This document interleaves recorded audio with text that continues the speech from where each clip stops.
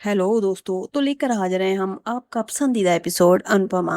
तो देखने से पहले आप हमें सब्सक्राइब कर लीजिए।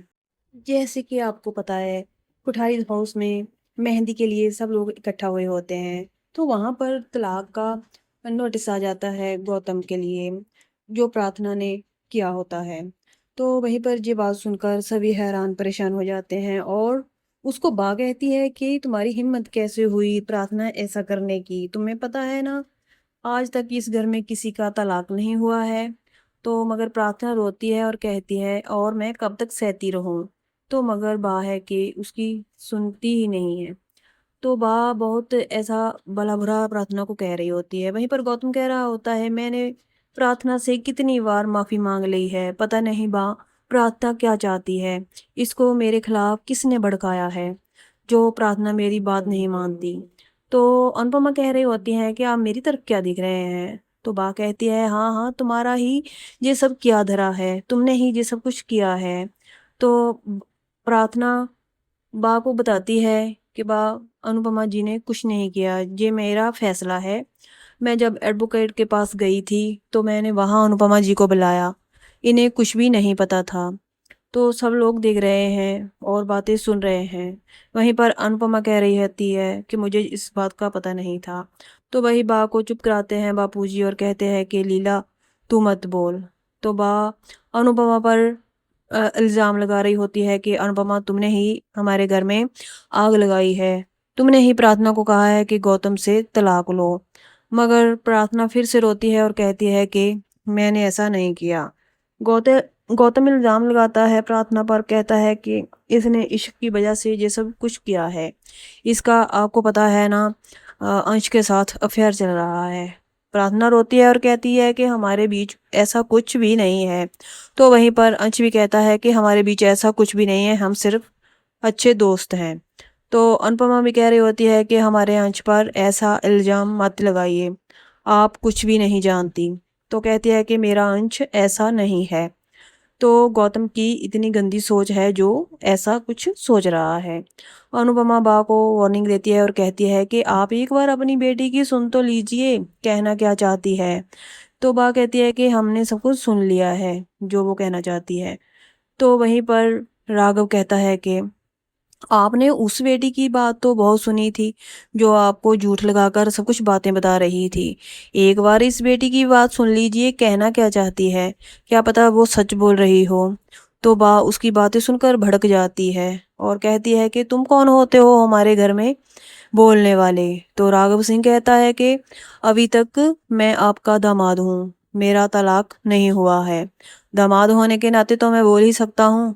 तो राघव कहता है कि गौतम को कहता है कि तुम ऐसे बदतमीजी से अनुपमा जी से बात नहीं कर सकते, तुम्हारा कोई हक नहीं बनता। और कहता है कि आपने झूठा मुझे केस में फंसाया, वो आप लोग भी जानते हैं। तो बा कहती है कि अच्छा हुआ, मैं इस राघव को पसंद तो नहीं करती मगर इसने बा की बोलती बंद कर दी है। तो बापूजी बा को चुप कराते हैं। तो वहीं पर प्रार्थना फिर गिड़गिड़ाती है और कहती है कि आप मेरी बातों पर विश्वास कीजिए, मैं अब गौतम के साथ नहीं रह सकती, इन्होंने मेरा जीना हराम कर दिया है, आप लोग ये बात क्यों नहीं समझ रहे हो। मगर गौतम अपनी चाल पे चाल चलता जा रहा है और कहता है कि अंश ने ही किया है जो कुछ किया है, और उसका जाकर कॉलर पकड़ लेता है। अंश भी कहता है कि तुम्हारी इतनी घटिया सोच है जो तुम ऐसा सोच रहे हो, मैं ऐसा घटिया सोच वाला नहीं हूँ। मैं प्रार्थना का सिर्फ एक दोस्त हूँ और वो अच्छा दोस्त हूँ, हमारे दिल में कुछ भी ऐसा नहीं है। तो वहीं पर अनुपमा उनको एक दूसरे को पीछे कर रही होती है और कह रही होती है कि झगड़ा मत करो। तो गौतम अनुपमा को धक्का देता है और दूर फेंकता है और अनुपमा की बाजू पर चोट लगती है। तो वहीं पर राघव को आ जाता है गुस्सा और राघव लेता है पकड़ गौतम को। फिर राघव नहीं छोड़ता गौतम को। तो वहीं पर पराग दिखता है कि हमारे दामाद की तो राघव ने इंसल्ट कर दी है, इसने तो बहुत बुरा कर दिया है। तो पराग बीच में आता है और कहता है कि तुम्हारी हिम्मत कैसे हुई हमारे दामाद पर हाथ उठाने की। तो वहीं राघव कहता है कि इस गौतम की हिम्मत कैसे हुई अनुपमा को हाथ लगाने की, इसको कहिए कि अनुपमा से दूर रहें, अनुपमा के पास ना आए। तो ये सब बातें सुनते हैं और हैरान हो जाते हैं। राघव वहां से चला जाता है और अंश अनुपमा के सर पर हाथ रखता है और कसम खाता है और कहता है कि मेरे और प्रार्थना के बीच ऐसा कुछ भी नहीं है, हम सिर्फ एक अच्छे दोस्त हैं। तो अनुपमा भी कहती है कि आपने सब कुछ सुन लिया है ना, तो आप अंश की बातों पर कुछ तो विश्वास कीजिए। तो वहीं पर पराग जी चुपचाप खड़े सुन रहे होते हैं और गौतम कह रहा होता है यही बात है तो मैं यहाँ से चला जाता हूँ बा। तो अगर प्रार्थना को मेरे साथ नहीं रहना है तो मैं इसको आज़ाद करता हूँ। तो गौतम ये सब बातें कह रहा होता है और बा कह रही होती है हाँ हाँ, तो जय श्री कृष्णा, तो तुम जहाँ से जा सकते हो। तो गौतम खड़ा सोच रहा होता है और कह रहा होता है कुठारीज अब क्या हो गया मुझे रोको जाने से, मन में सोच रहा होता है। और फिर प्रेम की दादी आगे आती है और कहती है कि नहीं दामाद जी, तुम कहीं नहीं जाओगे, हमारी प्रार्थना से गलती हुई है और वो गलती सुधार लेगी, आप कहीं नहीं जाएंगे। तो गौतम कहता है कि तो फिर ठीक है, अगर आप ऐसा कह रही हैं तो मैं कहीं नहीं जाऊंगा। तो वहीं पर सभी लोग कहते हैं कि अगर गौतम जाना चाहता है तो बा आप उसे जाने क्यों नहीं दे रही, आप उसे जाने दीजिए। मगर बा है कि उसे जाने नहीं देती। तो वहीं पर बा अनुपमा को फिर से खड़ी खोटी सुनाती है और कहती है कि प्लीज़ आप जहाँ से जाइए। तो अनुपमा देखती है और कहती है कि हाँ हाँ, हम जहाँ से जाने वाले हैं। और वो जय श्री कृष्णा सबको बुलाती है और आर्यन और माही के पास जाती है और कहती है कि सॉरी बेटा, हमने तुम्हारा फंक्शन खराब कर दिया। तो वो सबके सामने हाथ जोड़ती है और कहती है कि हम जा रहे हैं। तो प्रार्थना को भी दिलासा देती है और हिम्मत रखने की बात कहती है। तो वहीं से जब जाने लगती है और प्राग के पास आती है और कहती है कि बेटी के पापा उसके लिए हीरो होते हैं, एक बार आप हीरो बनकर तो देखिए। तो ये कहकर वो सभी लोग वहां से चले जाते हैं। तो फिर प्राग सोचने पर एक बार मजबूर हो जाता है।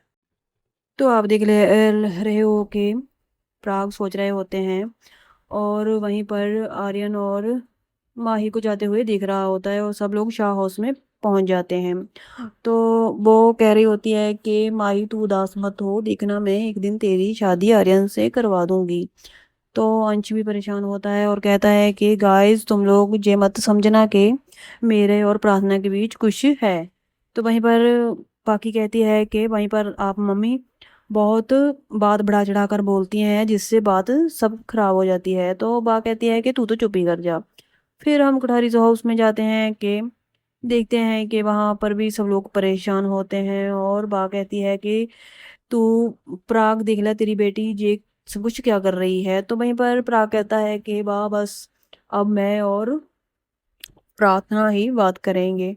प्राग प्रार्थना को अपने पास बुलाते हैं और पूछते हैं कि बेटा तेरा ये आखिरी फैसला है। तो प्रार्थना कहती है कि हाँ पापा, ये मेरा आखिरी फैसला है। तो मैं अब इस इंसान के साथ नहीं रहना चाहती, इसने मुझे बहुत हर्ट किया है, ये हर रोज़ झगड़े करता है और मुझे मारता है। तो पराग कहते हैं कि ठीक है। तो वहीं पर गौतम आगे आता है और पराग कहते हैं कि नहीं जमाई जी, अब नहीं, आप जाकर आराम कीजिए, पता नहीं हमें फिर सेवा करने का मौका मिलेगा भी जान नहीं। तो शाह हाउस और कठारी हाउस में आपस में बातें चल रही होती हैं और सब लोग परेशान होते हैं। तो बा अनुपमा को कहती है कि बा अनुपमा तू हर जगह मत अपनी टांग अड़ाया कर। तो अनुपमा कहती है बा यही तो बात है ना, जब कोई बुरा करता है तो लोग फटाफट से आ जाते हैं। सड़क पर कोई एक्सीडेंट हुआ हो तो उसे कोई नहीं देखता, कोई बच्चा सड़क पर रो रहा है तो उसे कोई नहीं देखता। लेकिन जब किसी की लड़की कोई कपड़े ऐसे पहनकर बाहर निकलती है या फिर तलाक के मामले में, तब लोग बहुत बातें करते हैं। तो वहीं पर कुठारी हाउस में भी आपस में बा उनके साथ झगड़ा कर रही होती है और प्राग को कह रही है कि तू प्राग बहुत गलत कर रहा है। तो वहीं पर कैथी जी भी कहती है कि मैं अपनी बेटी के साथ हूँ, वाह चाहे जो कुछ हो जाए मैं अपने बच्चों की खुशी देखूंगी। तो वहीं पर राघव भी कि अपनी अनु की रसोई में सोचता है कि अनुपमा जी पता नहीं कैसी होंगी, पता नहीं उनके साथ क्या हो रहा होगा। तो वहीं पर अनुपमा कह रही होती है कि हमें समाज को तो मैं बदल नहीं सकती, मगर उनको ऐसा तो कह सकती हूँ कि अगर किसी को मदद की ज़रूरत है तो आगे आकर मदद करनी चाहिए। वहीं दो बातें सुनाने पर किसी का भला नहीं हो जाएगा। अगर किसी को मदद की ज़रूरत है, अगर किसी का बच्चा पढ़ता है और उसको पढ़ने में मदद कर दीजिए। कोई बहुत ही गरीब है, उसको पैसे में मदद कर दीजिए। तो अनुपमा यही सब बातें कर रही होती है। तो यहीं पर एपिसोड का एंड हो जाता है और आगे हम देखेंगे कि गौतम और अनुपमा के बीच इतना झगड़ा बढ़ जाएगा और फिर गौतम उसका बदला लेगा और गौतम उसके घर को आग लगा देगा। उसके बाद क्या होने वाला है, ये सब देखने के लिए आप हमें सब्सक्राइब ज़रूर कर लें, बेल आइकन दबा दें, तो तभी आपको हमारा डेली अनुपमा एपिसोड मिल पाएगा। एपिसोड देखने के लिए धन्यवाद।